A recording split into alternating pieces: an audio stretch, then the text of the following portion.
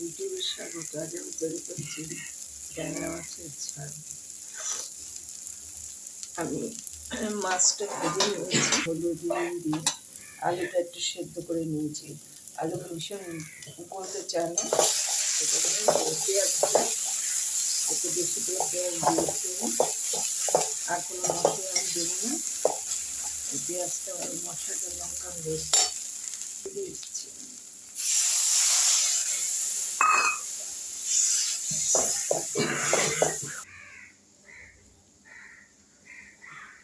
আলুটা আমি সেদ্ধ করে রেখেছিলাম, আর সেদ্ধ করে রেখেছি। এবার আমি আলুটা দিয়ে দিলাম, মাছের ডিম ভর্তি আমি দিচ্ছি। সানরাইজ পড়ছে না, তো হবে না, লেগে ধরেছে। এবার আমি দিয়ে দিচ্ছি, আর আমি কিচ্ছু দিইনি, লঙ্কা হলুদ পেঁয়াজ দিয়েছি। যেহেতু আজকে এইভাবে এই ট্যাংরার ঝালটা আমি রান্না করবো, ঝোল আমি বেশি দিইনি, একদম মাখানি। এবার আমি সানরাইজ শাহি গরম মশলাটা দিয়ে দিচ্ছি।